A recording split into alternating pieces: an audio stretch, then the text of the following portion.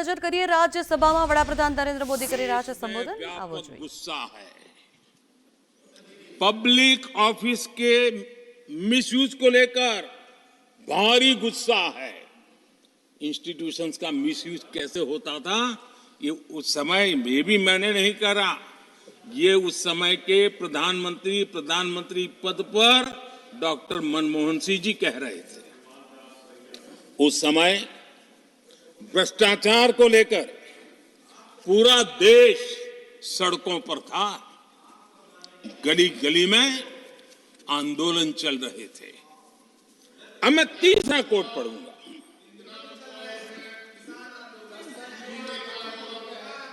एक संशोधन की कुछ पंक्तियां हैं, इसको भी आप सुनिए.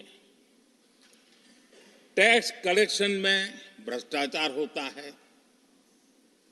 इसके लिए जीएसटी लाना चाहिए. राशन की योजना में लीकेज होती है, जिससे देश का गरीब सबसे अधिक पीड़ित है. इसको रोकने के लिए उपाय खोजने होंगे. सरकारी ठेके जैसे दिए जा रहे हैं उस पर शक होता है. ये भी तत्कालीन प्रधानमंत्री आदरणीय मनमोहन सिंह जी ने कहा था. और उसके पहले और एक प्रधानमंत्री, उन्होंने ये कहा था कि दिल्ली से 1 रुपया जाता है 15 पैसा पहुंचता है. सुधार बीमारी का पता था, सुधार करने की तैयारी नहीं थी. और आज बातें तो बड़ी बड़ी की जा रही है. कांग्रेस के 10 साल का इतिहास देखिए. फ्रेजाइल 5 इकोनॉमी में दुनिया में कहा जाता था, मैंने दुनिया कहती फ्रेजाइल 5, पॉलिसी पैरालिसिस, ये तो उनकी पहचान बन गई थी. और हमारे 10 वर्ष टॉप 5 इकोनॉमी वाले.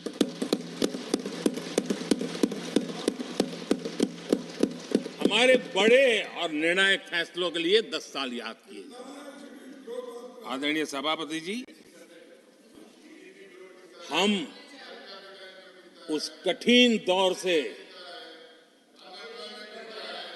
बहुत मेहनत करके, सोच समझ करके देश को संकटों से बाहर लाए हैं.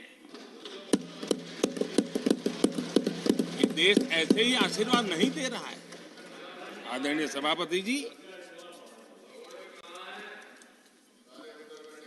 यहां सदन में अंग्रेजों को याद किया गया. Unbecoming conduct. Please continue. No please please. आदरणीय सभापति जी, इस सदन में अंग्रेजों को याद किया गया. अब राजा महाराजाओं का तो अंग्रेजों के साथ गहरा नाता रहा था उस समय.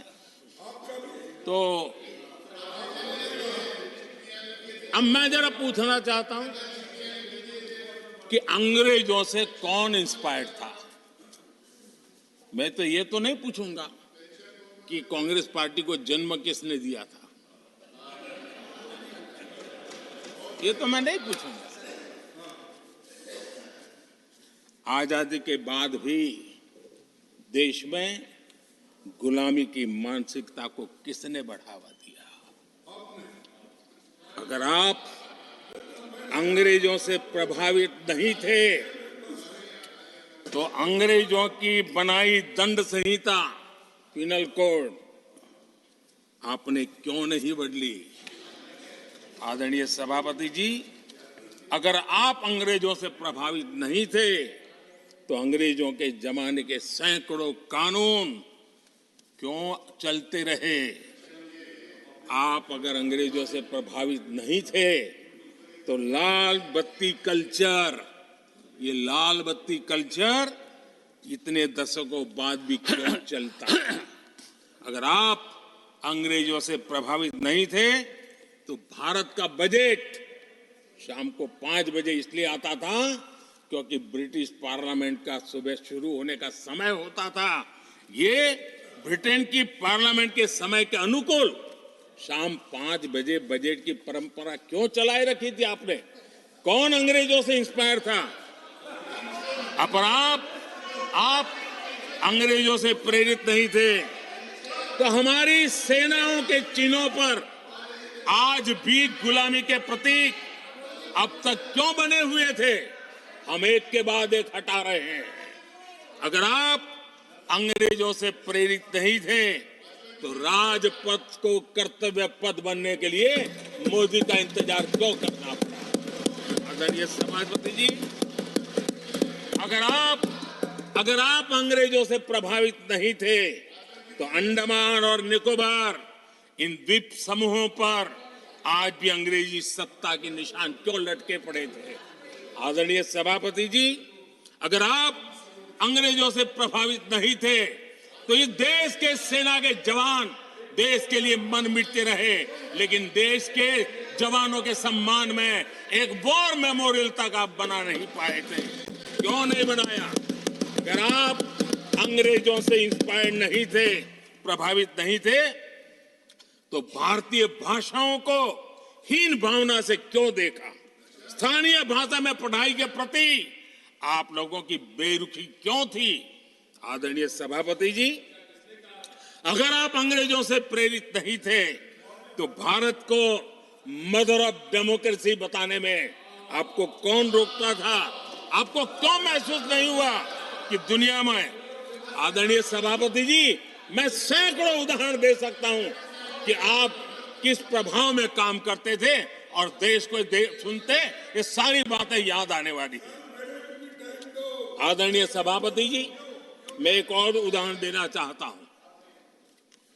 कांग्रेस ने नैरेटिव फैलाया और इस नैरेटिव का परिणाम क्या हुआ कि भारत की संस्कृति और संस्कारों मानने वाले लोगों को बड़े हीन भाव से देखा जाने लगा, ढकियानों से मानने लगा गया और इस प्रकार से एक हमारे अतीत के प्रति अन्याय करने की नौबत आई है। अपनी मान्यताओं को गाली देते हैं, अपनी अच्छी परंपराओं को गाली देते हैं तो आप प्रोग्रेसिव हैं। इस प्रकार के नैरेटिव गढ़े जाने लगे देश में और उसका नेतृत्व कहां होता था ये दुनिया भली भांति जानती है। दूसरे देश से आयात करना, उसको गर्व का और भारत की कोई चीज है तो दूसरे दर्जे की है, ये स्टेटस बना दिया गया था। ये स्टेटस सिंबल बाहर से आया, मेड इन फॉरेन स्टेटस बना दिया था। ये लोग आज भी वोकल फॉर लोकल बोलने से बच रहे हैं। मेरे देश के गरीबों के कल्याण का काम हो रहा है। आज आत्मनिर्भर भारत की बात उनके मुंह से नहीं निकलती है।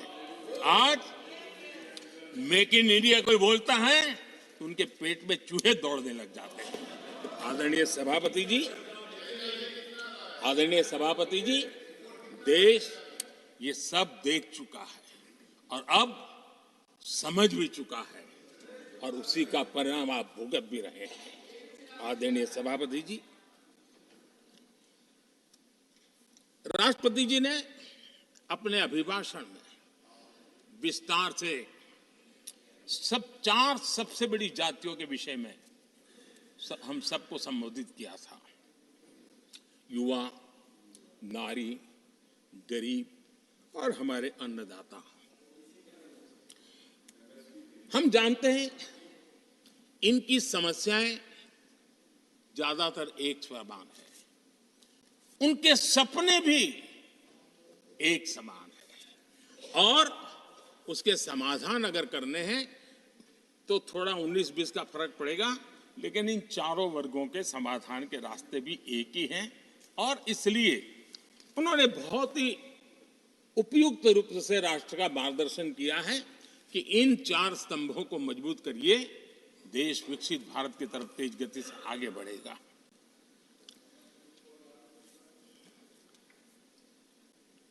आदरणीय सभापति जी, अगर हम 21वीं सदी में हैं, हम विकसित भारत के सपने को इसी सदी में 2047 तक सिद्ध करना चाहते हैं तो 20वीं सदी की सोच नहीं चल सकती। 20वीं सदी का स्वार्थी एजेंडा मैं और मेरा वाला जो खेल है ना, वो 21वीं सदी में देश को समृद्ध नहीं, विकसित भारत नहीं बना सकता है। कांग्रेस इन दिनों काफी बातें हो रही जाति की, फिर से एक बार क्यों जरूरत पड़ गई उनको मैं तो नहीं जानता हूं, लेकिन अगर उनको जरूरत पड़ी है तो पहले जरा अपने गरिबान में झांके तो उनको पता चलेगा क्या किया है। दलित, पिछड़े और आदिवासी, कांग्रेस जन्मजात उनकी सबसे बड़ी विरोधी रही है।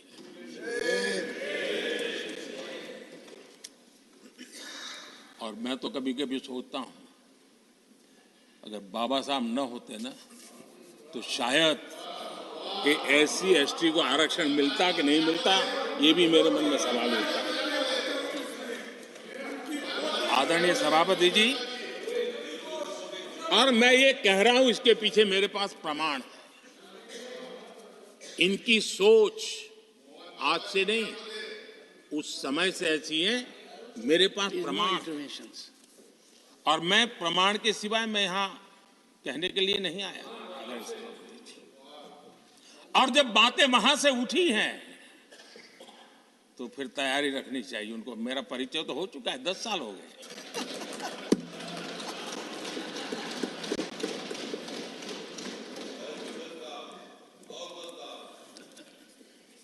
एक बार, और मैं आदरपूर्वक नेहरू जी को इन दिनों ज्यादा याद करता हूं, क्योंकि हमारे साथियों की अपेक्षा रहती है कि जरा उनको तो बोलो, कुछ तो बोल रहे थे। अब देखिए, एक बार नेहरू जी ने एक चिट्ठी लिखी थी और ये चिट्ठी मुख्यमंत्रियों को लिखी थी। मैं उसका अनुवाद पढ़ रहा हूं। उन्होंने लिखा था, ये देश के प्रधानमंत्री पंडित नेहरू जी द्वारा उस समय के देश के मुख्यमंत्रियों को लिखी गई चिट्ठी है, ऑन रिकॉर्ड है। मैं अनुवाद पढ़ता हूं। मैं किसी भी आरक्षण को पसंद नहीं करता, और खासकर नौकरी में आरक्षण तो कतई नहीं। मैं ऐसे किसी भी कदम के खिलाफ हूं जो अकुशलता को बढ़ावा दे, जो दोयम दर्जे की तरफ ले जाए। ये पंडित नेहरू ने मुख्यमंत्रियों को लिखी हुई चिट्ठी है। और तब जाकर के मैं कहता हूं, ये जन्मजात इसके विरोधी है। नेहरू जी कहते थे, अगर एससी, एसटी, ओबीसी को नौकरियों में आरक्षण मिला तो सरकारी काम का स्तर गिर जाएगा। और आज जो आंकड़े गिनाते हैं ना कि इतने यहां है, इतने यहां है, उसका मूल यहां है, क्योंकि उस समय उन्होंने रोक दिया था, रिक्रूटमेंट ही मत करो। अगर उस समय सरकार में भर्ती हुई होती और वो प्रमोशन करते करते आगे बढ़ते तो आज यहां पर पहुंचते। सभापति जी, ये कोर्ट में पढ़ रहा हूं, आप वेरीफाई कर सकते हैं। मैं पंडित नेहरू का कोट पढ़ रहा हूं।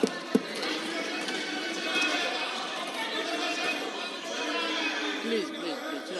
और आदरणीय सभापति जी, leader of opposition was heard in rapt attention. Are you setting this example? Leader of opposition, आदरणीय सभापति जी, please sit down, sit down. आप तो जानते हैं नेहरू जी ने जो कहा वो कांग्रेस के लिए हमेशा से पत्थर की लकीर होता है। नेहरू जी ने कहा मतलब पत्थर की लकीर उनके लिए। दिखावे के लिए आप कुछ भी कहें, लेकिन आपकी सोच ऐसे कई उदाहरणों से सिद्ध होती है। मैं अनगिनत उदाहरण देख सकता हूं, लेकिन मैं एक उदाहरण जरूर देना चाहता हूं। और वह उदाहरण मैं जम्मू कश्मीर का देना चाहता हूं।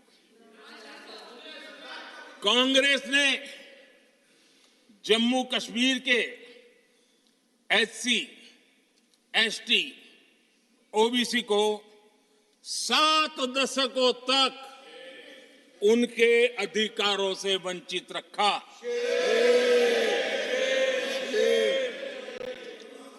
आर्टिकल 370 में हम कितनी जीतेंगे उसकी बात अभी नहीं कर रहा हूं। आर्टिकल 370 को निरस्त किया, तब जाकर के इतने दशकों के बाद एसटी, एसटी, ओबीसी को वो अधिकार मिले जो देश के लोगों को बरसों से मिले हुए थे, उसको रोक के रखा था।